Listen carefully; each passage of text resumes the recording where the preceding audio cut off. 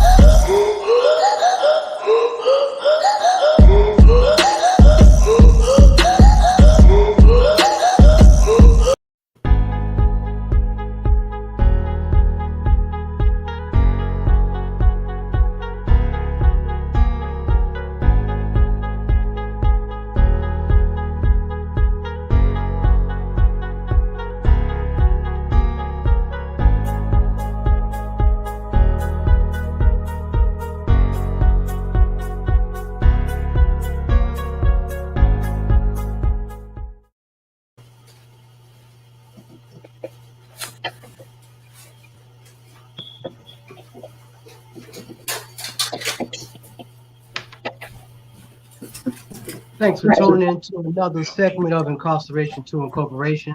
Y'all know it's Friday, so y'all already know what time it is. Y'all already know what time it is. Hey, first off, man, I want to give a shout out to my host, Julius Campbell and Julius Hall. So, man, I was gone for a few weeks, man, and the brothers they did an awesome job coming on board, man, and letting the show go on. They had awesome guests on, put on performances, man, shows that was awesome.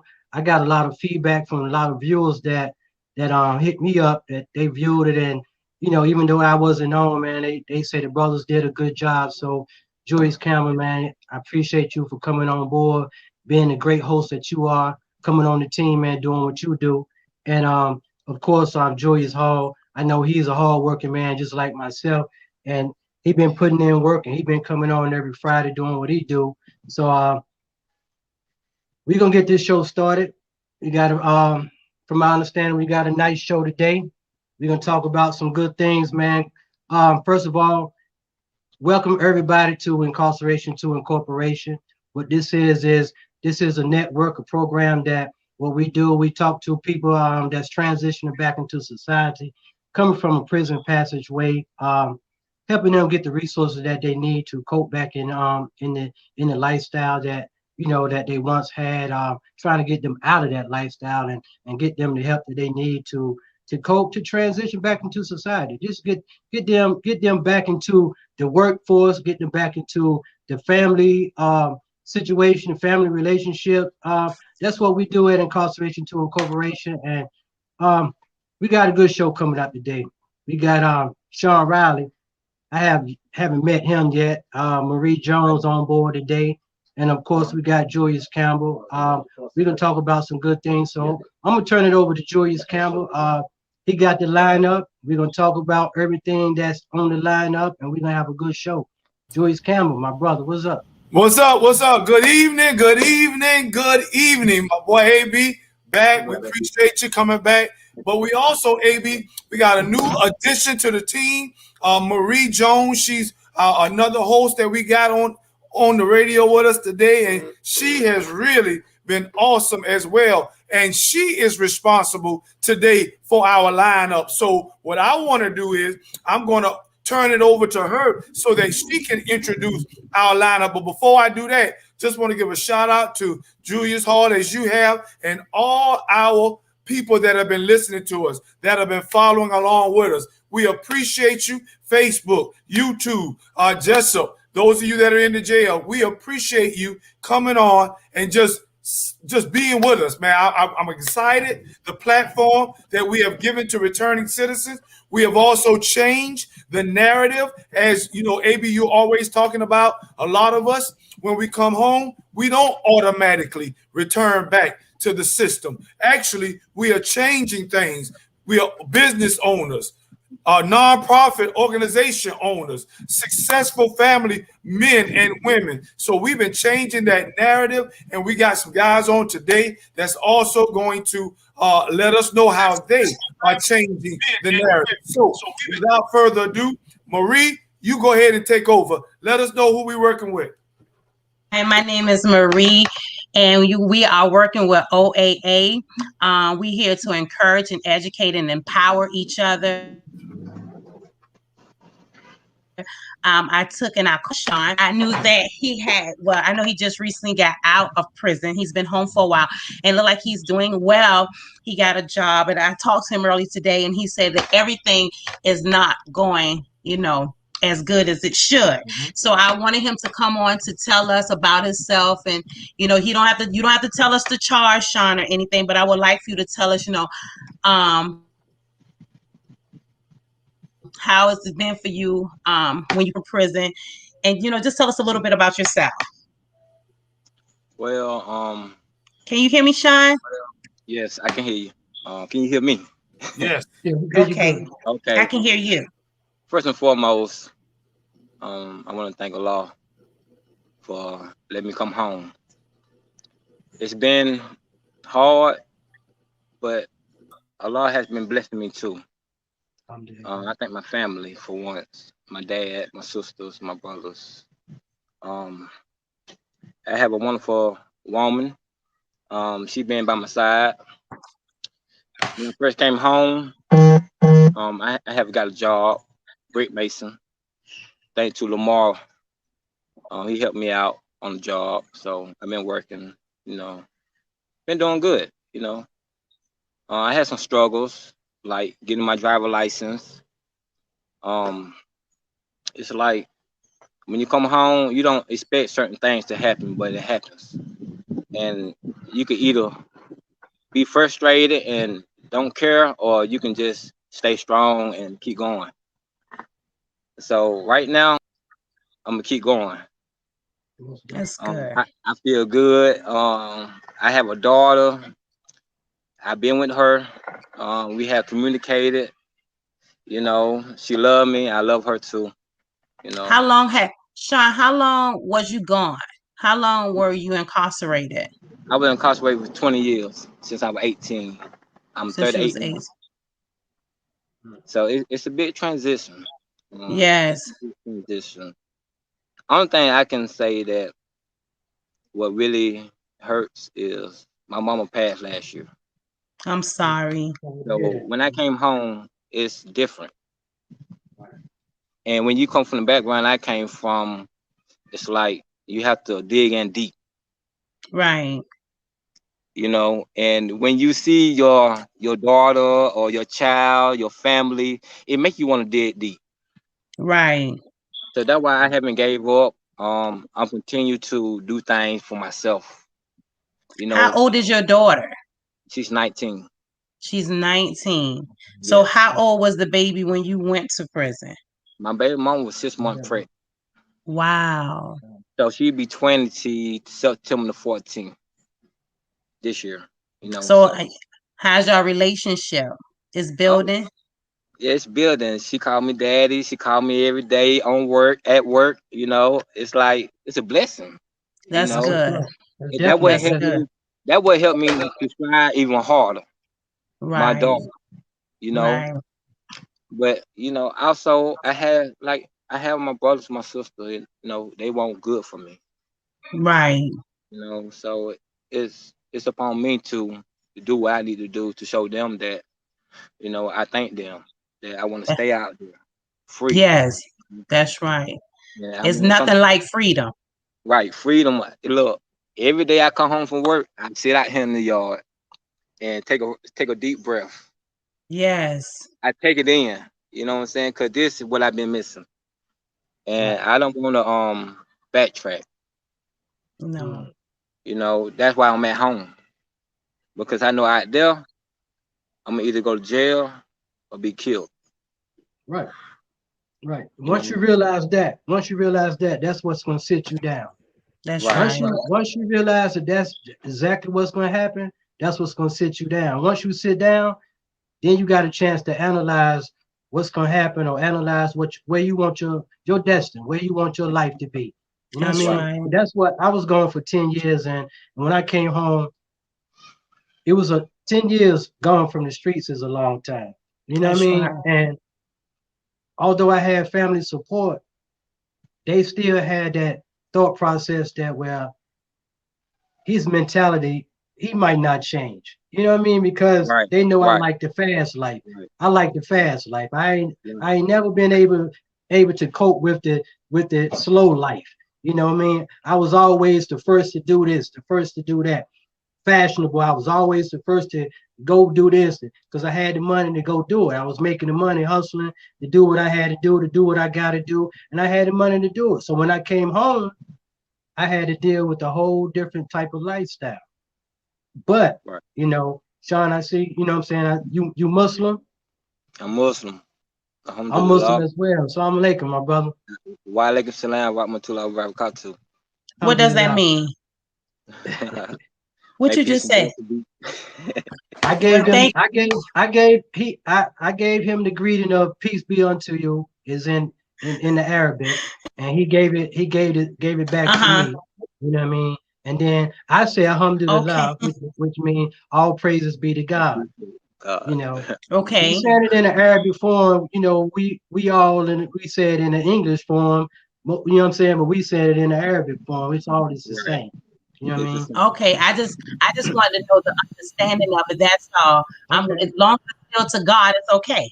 Right. Yes. That's what it's all One about. God. A lot of us confused, and you know what I mean. Right. Saying Okay. we got different gods or whatever. But anyway, Sean, what I did when I came home, of course I got with the brothers. You know what I mean? Started going to found me a good masjid to go to, got with the brothers, and fortunately, a lot of them was into the same thing I was into, as far as entrepreneurship and stuff like that. But it still took me a while to kind of like befriend them, even though they was brothers. Right. But me coming from where I'm coming from the prison lifestyle, so you know, uh, it was hard. It took me years, and then I moved from state to state. I was in North Carolina. I moved to another part of North Carolina, Charlotte. Got a job down there, and it's a whole different from the western part of North Carolina, where from the eastern part to the western part of North Carolina, it was a totally different. You know what I mean? Right. So I had to find a masjid there. You know what I mean? Get with some brothers there, got a job, and you know that didn't work out. So I came back east North Carolina, came back to Wilson. You know, I say that to say this: it's the transition is back and forth. Back and forth. It's back and forth. I know. It's I back know, and right? forth. But you sitting down, analyzing and finding where you want to be and make it work for you, and then let Allah, Allah knows best. You know what I mean? But Right. long as you on that path, you know what I mean? That path gonna get you or put you where you want to be or where you need to be, but you gotta stick to it. You know, you You you know know, that you know the right. narrow path, You brother. know, You know what I mean? it says in the Quran, right? In every difficulty, there's a relief. Yeah, exactly. Exactly. And I Exactly. think, you know, I'm I got patience. Prison Mm, teach you patience. Right. And I'm gonna Yes, take it them steps at a does. time. I'm not gonna be fast about it. I don't want what everybody else got. You know, I got patience. That's why I'm working. You know, um, I'm just gonna step one step at a time. Sean, let me ask you a question. Yes. But before I ask you a question, Tracy Rousen, she's one of our viewers, and she says, that's a blessing. May God continue to bless and keep you in his care. So there are those that are out here that are rooting for us when we come home. And I appreciate that, Tracy. But what I want to ask you is, because what we try to talk about is our transition, whether it has been smooth or difficult. And I hear that faith has played a huge part in your success. But what I want to ask you is, what did you do while you were still in to prepare you for the struggles that you were facing now that you're out, whether it was skills learning, on the job training, mentoring? What were some of the things that you did on the inside to prepare you for the outside? Now, let me tell you why I asked that question.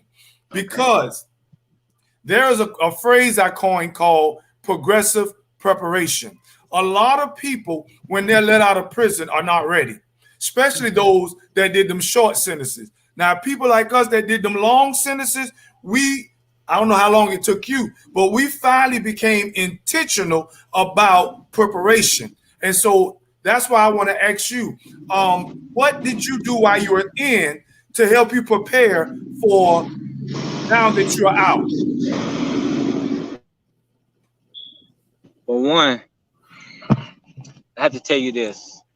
When I came in prison, I was a gangbanger. So what I did for myself is to become Muslim, take up on Islam, to better myself, to condition myself. That was the first start. Mm-hmm. The second start was to get a trade. I'm a certified painter. Okay. I learned how to cut hair. I worked on maintenance. But the only way you can do that is you do it yourself, because the prison ain't gonna teach you nothing. Mm-hmm. Right. You have to want it for yourself. But I always had the will to try to motivate myself. It wasn't easy because, like I said, I was getting in trouble when I first came. Right. So at the end, it was kind of hard for me to get a detail because they didn't trust me. So I had to do certain things to so they could gain my trust. And that's what I did. It's all about what you want, not what you need, what you want. And Sean, can I ask a question? When younger guys or guys, when men enter into the prison system, you think a lot of them join the gangs for protection? yes, I do. Because most of them ain't gonna make it. They don't care. That's how the system is brought up. They don't care. They put you out there. You can get stabbed, or you can stab somebody, and they'll let you out in the next month. Mm. They don't care. As long as they making money, from you, because they're keeping you in there. Every day that you stay in there, they're gonna make money. Right. It's just like the TCs. You can go sit. You can get sent to the TCs, and they can send you back for anything. Right. For one cigarette, you get sent back to chain gang. For one cigarette. That's something we always talk about, how the prison system is, how they make money off of individuals, how they Yeah. make money off. It's called mass incarceration for a reason. Right. You know what I'm saying? That word mass is huge. It's a huge money market. You know what I It's mean? a money making business. And Right. with free labor. That's It's what free Judge labor. Mathis was talking about, free labor, which is still slavery. See Right. that? Exactly. See that what got me right there. I told myself, if I could work for 20 years for free, I can get out here and get me a job and That's work. right. That's right. So that's And they why get I've been working. Like, I got out June the 5th, June the 8th, I was working. oh, that's good. You know, That's I didn't good. I didn't wait. I know that I have to do for myself now. Yes. So I got out there, and it don't matter what kind of job, because the job that I have and the person who over me, he's a good dude, and you know I respect him, and I thank him for giving me this job. You know, so That's here I right. am. Giving you an opportunity. Opportunity, and I'm doing good. That's right. That's So it right. So sound what like are to some me, ain't nothing but up from here. Nothing but up from here for you, Sean, my brother. Hey, I've been down.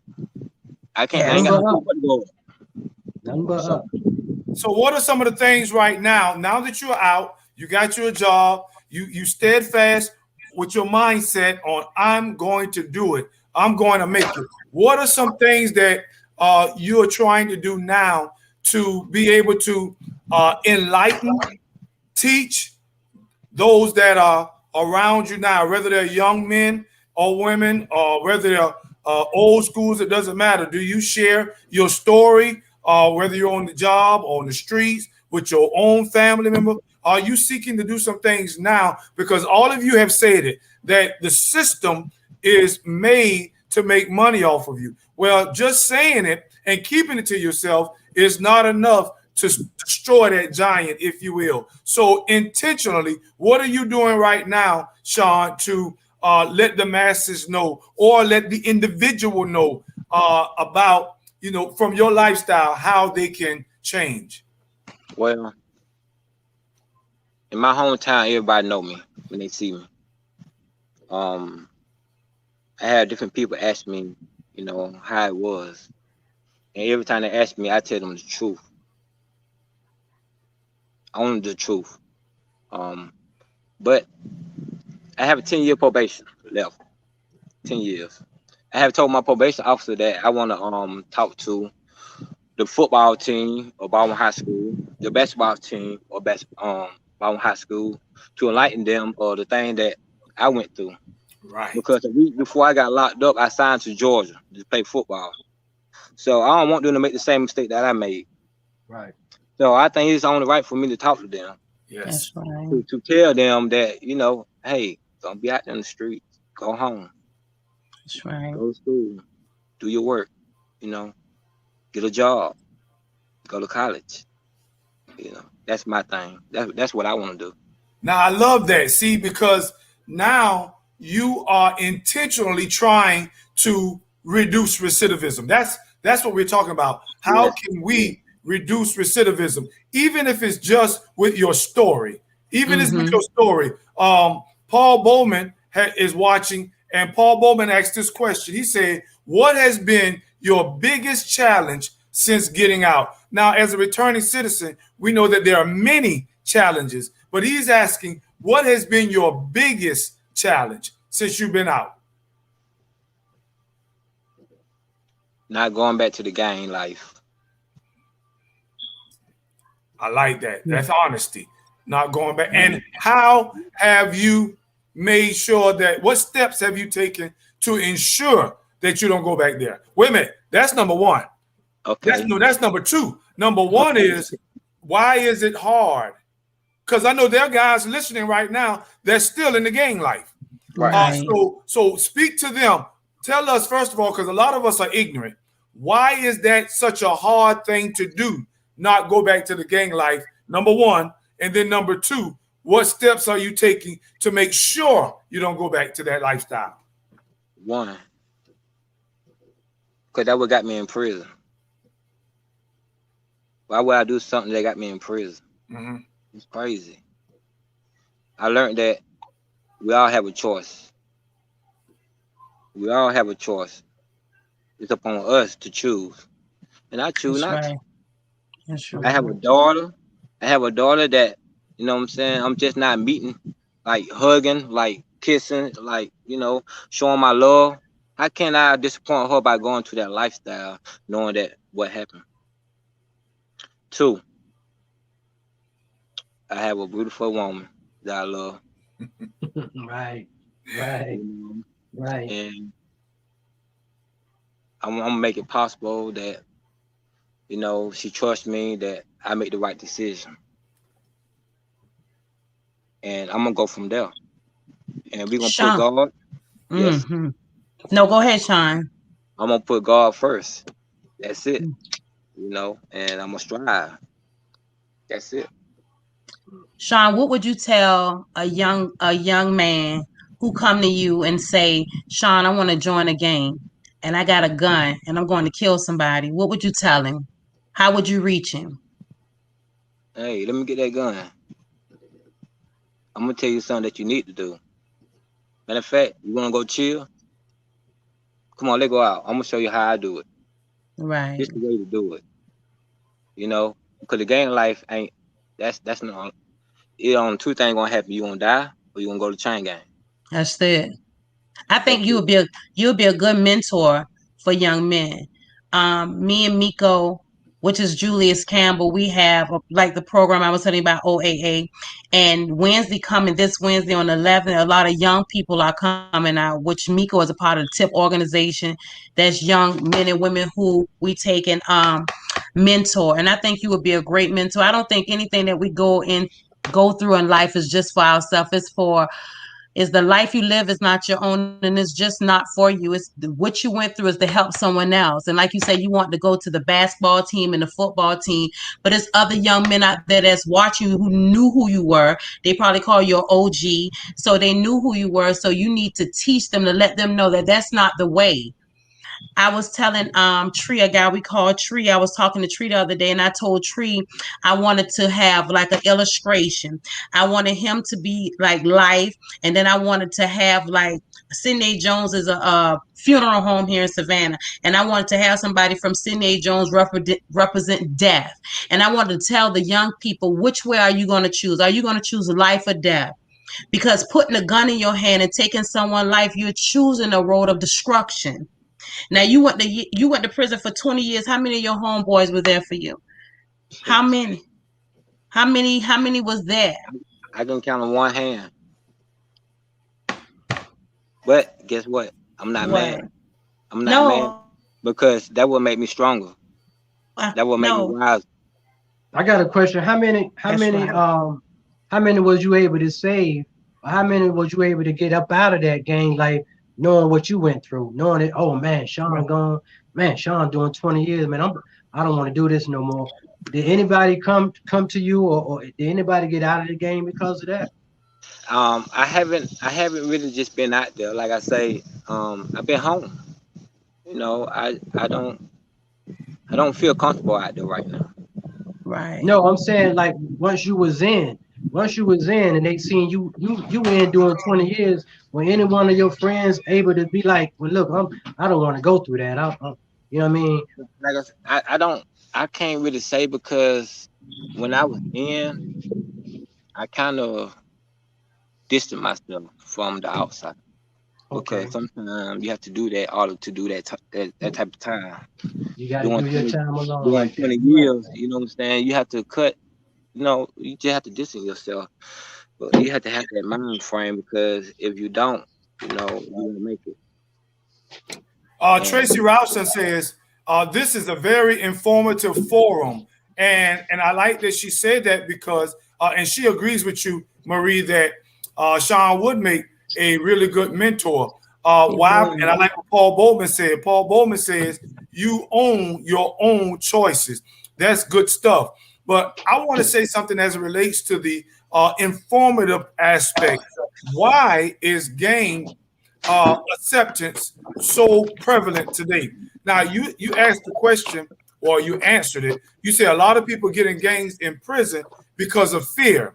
All right. Well, let's talk about those that are not in prison. There are a lot of gangs that are still in our neighborhoods. So I want you to help us, if you will, because you experienced it.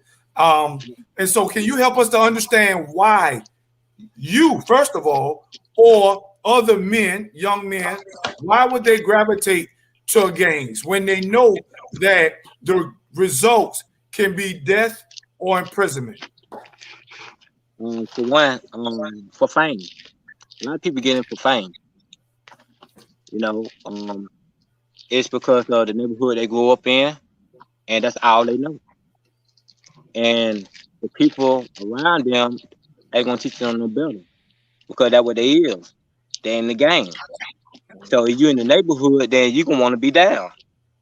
Y'all go to the same school, you want to be down. It's just like it's no different from the prison. You know what I'm saying? It's out of fear. You know, or what somebody might do, or somebody gonna jump on me. You know, but what they don't know is this right here. You have a choice. If you go to this side right here, you ain't got to worry about no gang fighting you or jumping on you.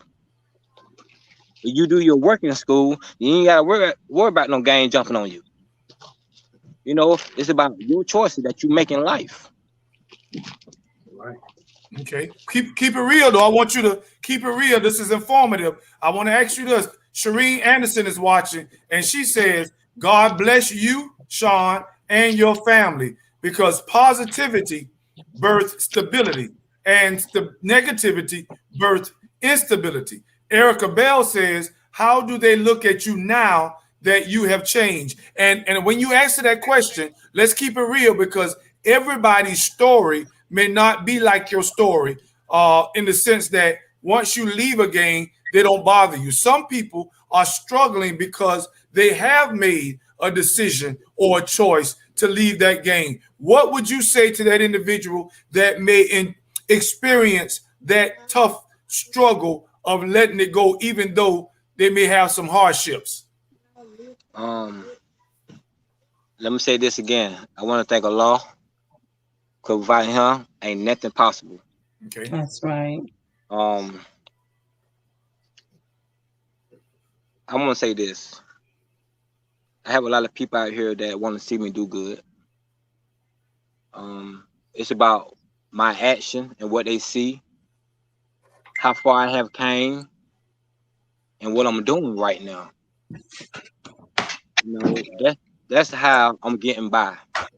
Because if I'm showing them that, hey, I'm working, hey, I'm staying home, hey, I'm not doing all the other stuff, and then more people will respect that. But if you dib and dab, then there you go. People gonna look at you different. Like, hey, he's still trying to, but no, I'm not trying to do that. You know, I'm doing what I need to do to stay out. That's why I'm at home right now. gotcha. And I think that is it that you be home, Sean, because you feel that if you go out there in the streets that you will go back into that lifestyle? No, I'm home because my mama died here in the house, so I'm here. Right. I feel connected. I feel at peace. I pray 5 times a day, so this is where I pray at. This is where I need to be at. That's right. You know, Brother. I ain't going nowhere. You know, I don't mind cutting my own grass and doing stuff. You know, I'm here. You know, I feel good. Now, Sean, you know what? I ain't gotta be out there. Sean, you know what? I didn't do as much time as you, Miko, nor AB. But I tell you, I knew what it was for me when I first came home and I got off that Greyhound bus. I'm not gonna lie to you, I had kissed the ground. I did. I kissed the ground because it's something to be free. When you don't have to somebody say, okay, now that's enough. It's time to come off the yard. That's enough. Lockdown, ladies. I kissed the ground. I really appreciate it. It took me one time to go. And by the grace of God, I'm never going again. Right. It is something when you have somebody that's really over your life to tell you what to do. I said last week in the segment when the lady said that the boots belong to the state and so do I. Mm-hmm. That was a lot for me. That was I feel it. I hate them boots. Yeah. I'm telling you, I used to cut those boots, Sean. I used to make those boots in PI. Yeah. Yes. Wow. It's good. It's good to be free. One thing about it, it's good to be free. Yes. So Sean, what you doing out there now, Sean, is what we call the simple life. You living a simple life. You don't need all of that glamorized, that fame type of lifestyle. You live in the simple life. That's the life that Allah put down for us, the simple life. We don't need all that fame and that glory. Allah gonna give us everything that we need if you just live the simple life. And that's what you're doing. I know when I came home, I started that. I started living a simple life, and they was like, "Oh man, it's you know what I mean? Like the lame life. That's what they call the lame life, living a simple life. When you wanna leave, you don't want to go out to the clubs. You don't want to do no drinking. You don't want to do this. You don't want to do none of the what we call the negative stuff. You don't want to do nothing positive. They they don't want that. They don't want you to do the positive life. They want you to stay in that negative lifestyle.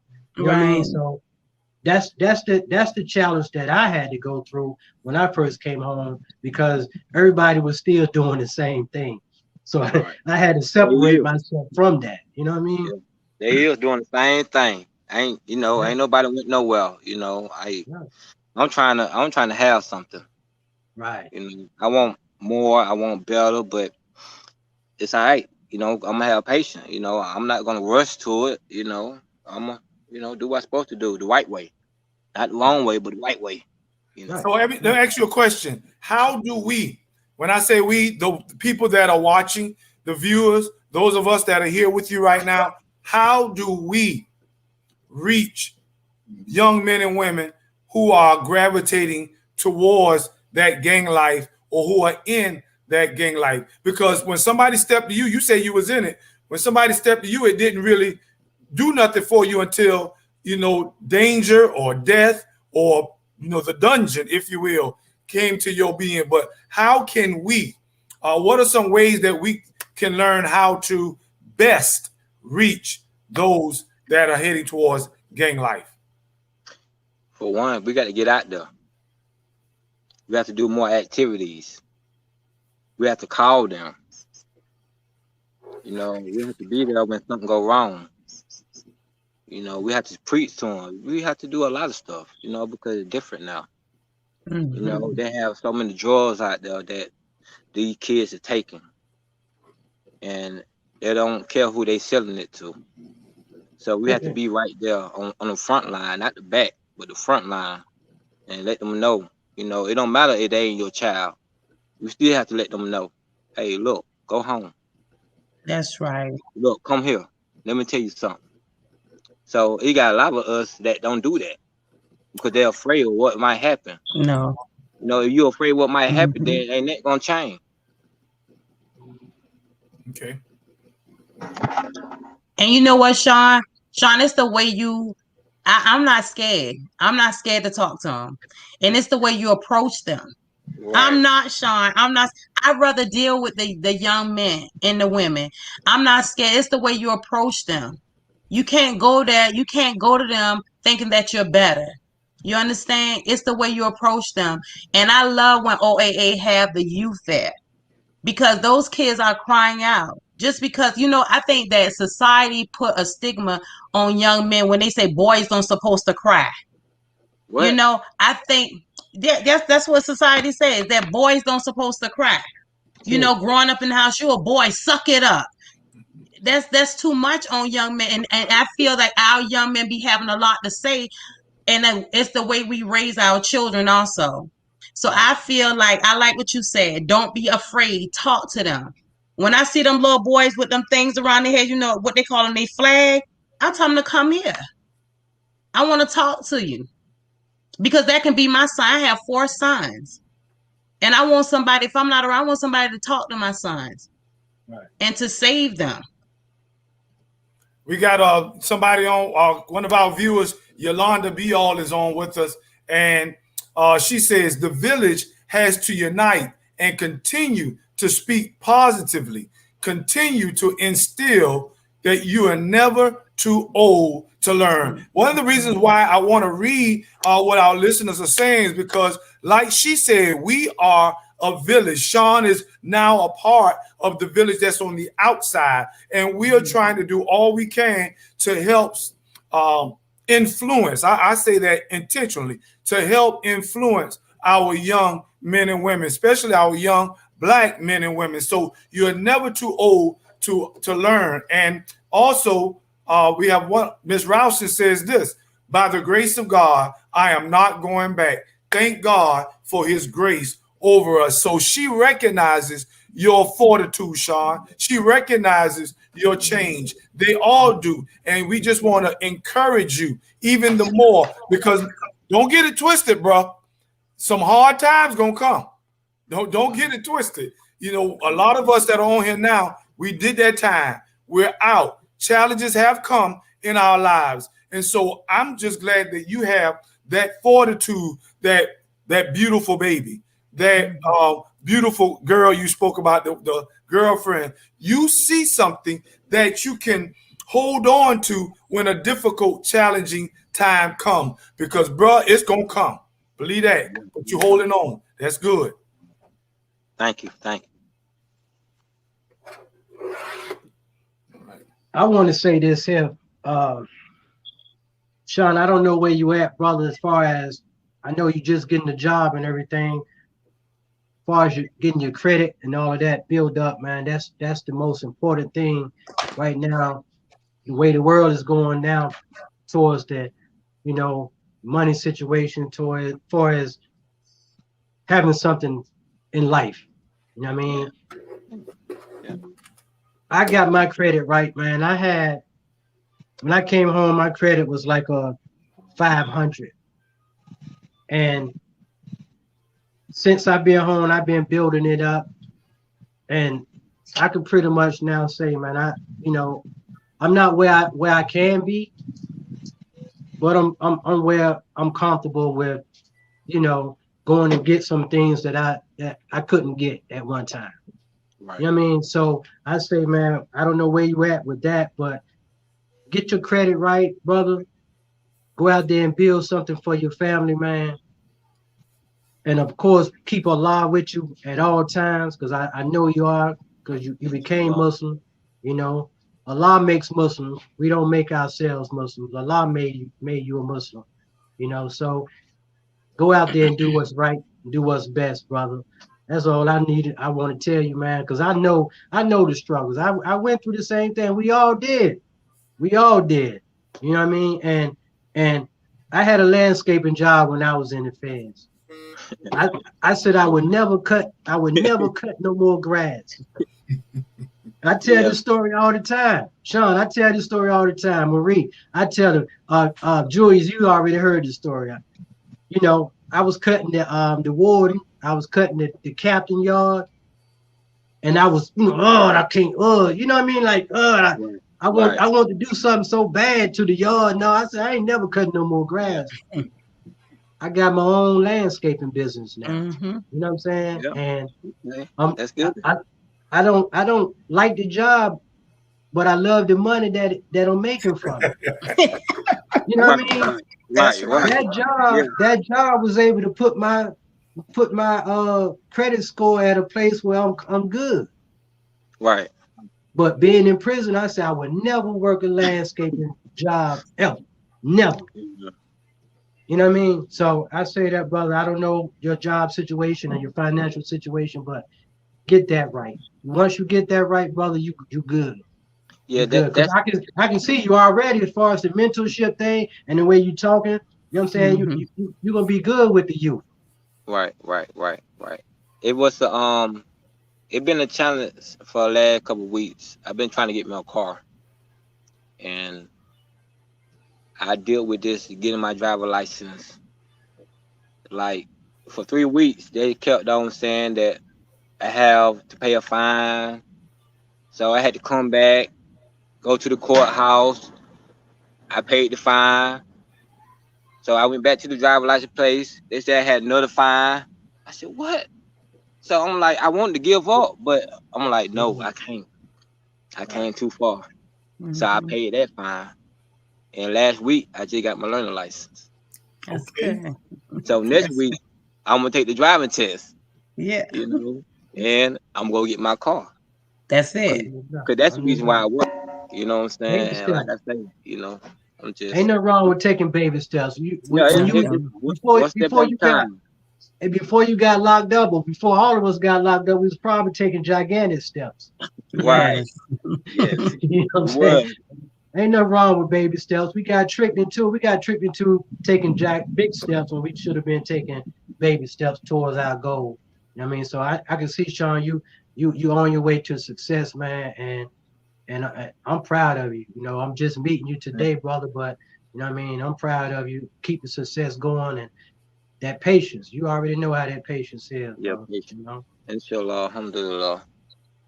Well, I know one thing. Prison will teach you patience because Yes. you have to wait for everything.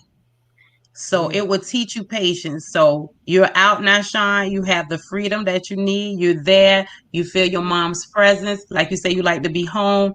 So whatever you need, and guess what? Write it down or whatever. It's coming to you. Oh, okay, It's gonna okay. come to you. That's right. I believe Yes. in it. I believe in Yes. that. That's right. It's gonna come to you. Sean, we got some guys listening that's in prison right now. I believe in Jessup. Of course, I want you to speak to them because we don't ever want to forget about our brothers and sisters that are still behind the bars. And Right. so, and then I think Julius may want to come in because I know we got an update that's coming from the Upton 47. But nevertheless, use this moment right now to give an encouraging word, a reminder of hope, if you will, to those men and women that are still behind bars. What would you say to them right now? I came to prison with 2 life and 60 years. I pray every day. In 5 years, I gave back 2 life and 60 years and pleaded out to 20 years. I'm home now. Yes. Never give up on faith. Faith without action, it don't exist. So you have to pray. Just know that when you're down, go to your room. Get on your knees. Ask God for help. He might not come when you want him, but he gonna be on time. Yes, Right? he is. That's right. Alhamdulillah. So, like I say, just have patience. You know, don't never give up. Do what you're supposed to do. Keep your head up. You know, ain't nobody gonna help you but you. Ain't nobody gonna feed you but you. So continue to, hold your head up. Just be positive.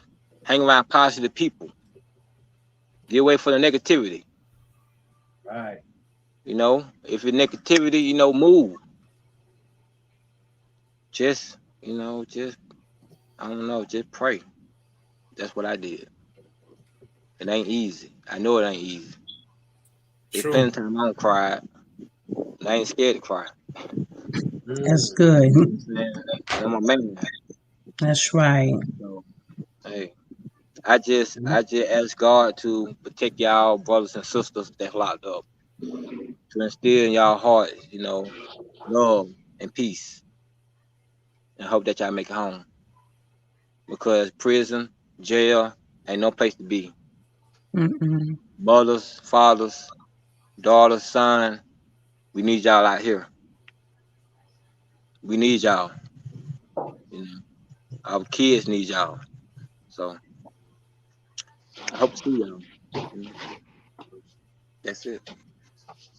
Good word, man. I think that all of us that are on right now, one of the things that we have in common outside of prison is the fact that our faith was a strong component that brought us through. Regardless of what your faith is, it was a strong component that brought us through. And also that now that we're on the outside, that same faith that we have is continually motivating us and moving us to open our mouths to tell others our story. Again, that's what Incarceration to Incorporation is about. It is a platform that has been brilliantly thought about. Also, that has been because of what Julius has did with all things relevant media. He saw the vision as well, and now we are giving other returning citizens an opportunity, a platform to tell their stories, and also to spread their hope. And I'm glad that tonight we got a chance to hear Sean as he spread his hope to those that are in his sphere. AB, you think that Julius is coming on now with that update from the Upton 47? Yeah, I just got the word that it is. Try to put him on. He said we got a few minutes left, so got to bring him on and get that update. What up? What up? Hey, My brother, time for that update. Well, they didn't call. They told me that if they don't call, that they have them on lockdown.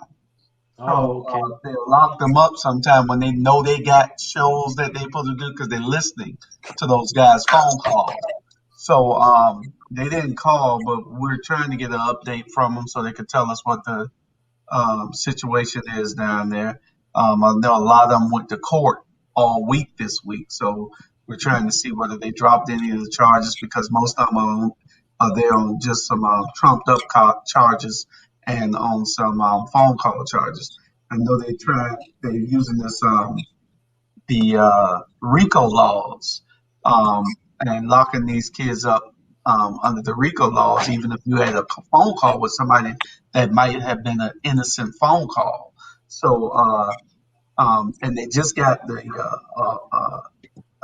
I guess they're trying to show that they're doing something to everybody because they just went in, I think it was like 30, 30 or 40 Ghostface killers.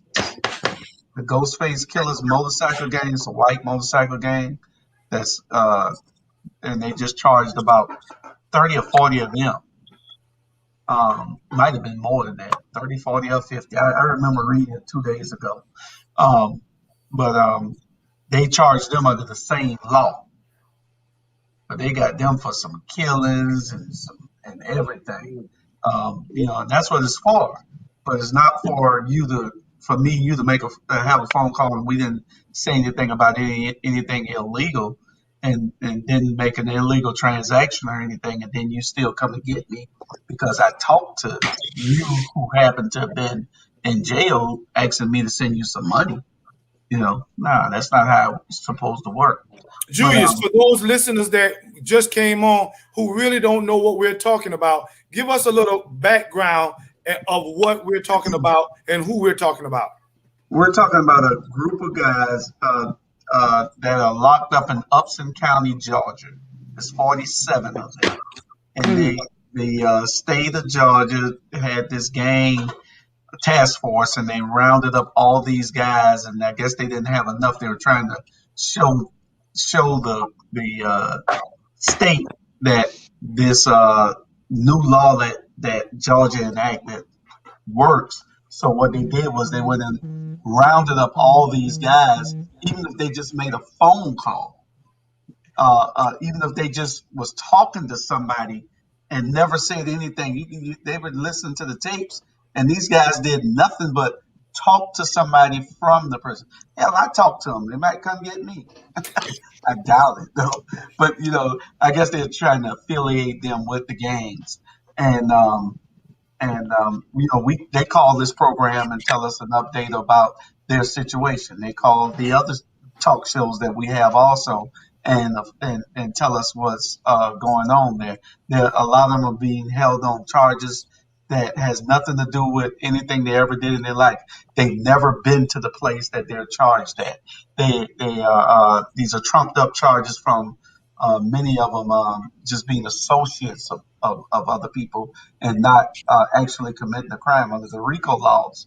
They're allowed to use conspiracy laws and group people together who have associations instead of having actual crimes and having actual evidence that a crime was committed. They just put them there and let you fight for yourself. The feds usually do that, but the state has been doing it for a little while now, and we're just gonna pray that those guys, the ones that are truly innocent, are able to get out of there. Wow. You said how long has this been going on? I think they've been in there since October, I believe. Wow. Sound like they rounding up those brothers, man, for some experimenting, man. To me, Yeah, because yeah. that's They're what testing that. They're testing that law, and they gathered all these guys up, and then they took them from one end of Georgia all the way to the other end of Georgia, so they won't have that contact. And what they try to do is they pressure them to take a plea to something that they're not guilty of. And after a while, pressure will bust a pipe. And you're in there and you think there's no hope. You're not around your family members because they took you from the East Coast and took you to the west part of Georgia, 350 miles away, and there's nobody there for you. They monitoring your phone calls, barely giving you a call. They're calling here last Friday, and they were supposed to call this Friday, and they didn't call. But they called me during the week to tell me that they were calling on to give us an update on Friday at 6. They called me twice during the week, but I haven't heard anything today. So we're waiting on that update, and hopefully we'll get it by next Friday for the show next Friday. All right. But it just goes to show, and like Mr. Riley said, brother, you got a powerful story. It is a story that we like to tell here on this platform, because you can go anywhere from here. You can go, once you have completed your time, you have paid your debt to society, and once paid, the debt is no longer a debt. So you don't owe anybody, brother. Just keep doing what you're doing. Don't let nobody tell you that you can't do nothing. That's right. This back here, I'm running for mayor. I did 21 years in federal prison. I'm going to be the next mayor of this city. So don't let nobody tell you you can't do nothing. You do whatever you set your mind to. Just do it the right way and do it legally. That's it. Yes, sir. That's it. I understand that. Yes, sir. In other words, Marie, I haven't heard from you in a while. What would you want me to? You want me to say something? We still got a lot of viewers on. We still got a lot of viewers. Sean, I want to say that I am very, very proud of you. Like I said, I met Sean on the Facebook, and I took and went into his inbox, and I wanted him to come because I felt that he would have a good story to tell, and I'm glad that you said that you would do it, because it was very good. That I'm going to stay in contact with you, because I want to see how you're doing with your mentorship. Okay. Get you some young men and help them. I will. Help them. What you went through for 20 years was not in vain. You're going to help a lot of young men. That's right. You don't know who's watching you. What city is he in? He's in Georgia, Milledgeville, right, Sean? Milledgeville, yep. Oh, okay. We just had a guy on from Milledgeville, the ex-mayor up there, the first black mayor of Milledgeville, Floyd Griffin. We just had him on the show Wednesday. Okay. He's in Milledgeville. He's running for Secretary of State now. Yeah. Okay. Awesome. Yeah. Just keep doing what you're doing, brother, and try to save as many brothers as those young at-risk youth as you can. Right. Hey, and I thank Sean, y'all for having me on y'all show. I thank you're y'all. part of it now. I'm gonna continue to do good. I'm gonna continue to talk to the young people, and hopefully I can change their life. Yes, sir. And, Inshallah. I thank and y'all. if you ever need to talk to any of us, give us a call, Marie, Julius, or whoever invited you. If you need to talk to any of us, and anything that we can do to help you, just reach out, brother. That's what we're here for. If we can't do it, we got to find somebody that can. That's what we're here for, as a support mechanism to make sure that we lower the recidivism rate. And that's what we're here for, to try to help in any way that we can. That's right. Okay. That's right. All Well, I right. want to say, man, I appreciate this opportunity to be able to lift your voice, if you will, to give you this opportunity to, share with those that are listening. I encourage you on. I motivate you, bro. Just continue to do what you are doing. And also, I love to say this phrase, just like Julius loved to say his phrase, but I love to say my phrase also. We may have started out, all of us, we may have started out wrong, but we can all finish strong. And I want you to know that that's what you're doing right now. You're finishing strong. So again, I encourage you, keep on doing it, bro. You can make it. Others and can. make sure y'all getting Keith Richardson's information also, because if he's going to be talking to those young guys, then Keith is willing to come and give his presentation to you. He's a prison guard that is a regular on this show. He's a prison guard in North Carolina there with AB. And he is awesome. He gave one at OAA the other day. Mm-hmm. Mm-hmm. Okay. Truth. All right. Thank y'all. You're welcome, Sean. Right. All right. Bye, y'all. You're welcome. All right, See Sean. y'all again. Bye, Let's do the closing words. Marie, you got any closing words to give to the people? You, oh me. I just want everybody to stay encouraged. Encourage. Um, just stay encouraged. That's all I want to say. Keep your head up, Sean. Don't never give up hope. Keep praying 5 times a day. That's a lot of strength right there. You hear me? And that's all I really want to say. Just encourage one another. Keep being positive, and that's just about it. And I love y'all. Okay. Thank y'all. Assalamu alaikum.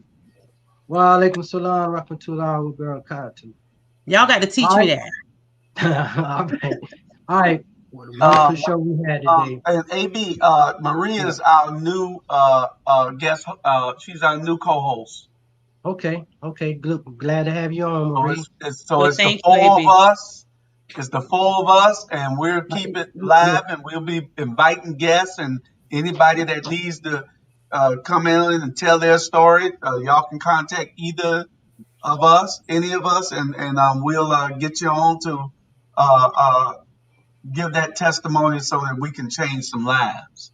Okay. Hey, I told the audience earlier, man, that I've been missing in action, and you brothers, man, both of you Julius, y'all set the bar up for me, man, by holding it down while I was gone. You know what I mean? And So Marie been here for the last 3 weeks too. okay, well, Marie, hey, That's right, AB. hey, thanks for filling in. Thanks for coming You're on board. welcome. Thanks for the wonderful show today. Um, thanks for tuning in to another segment of Incarceration to Incorporation. Each and every Friday, we sit back and talk to those individuals that has gone through the transition back into society, coming from the prison passageway. We want to give a shout out to All Things Relevant Media, All Things Relevant Media Consultant, for giving us this platform to be able to give to those individuals that need the resources like we have the resources to give to you all. Marie, I thank you for coming on board as a You're new host. welcome. Julius Campbell, thanks for holding it down. Julius Hall, thank you, my brother, for holding it down. I know you out there being busy with that running for mayor, and congratulations to you, brother. I know you're gonna win that election. I know you're gonna win and do great things out there. And what part of Georgia is it again? Right outside Savannah, Port Wentworth, Georgia. There it is. Y'all heard it. The new mayor out there. Thanks for tuning in, man. Y'all have a wonderful weekend. You too. All See Bye, y'all right. back y'all. next Good night. Friday. All right.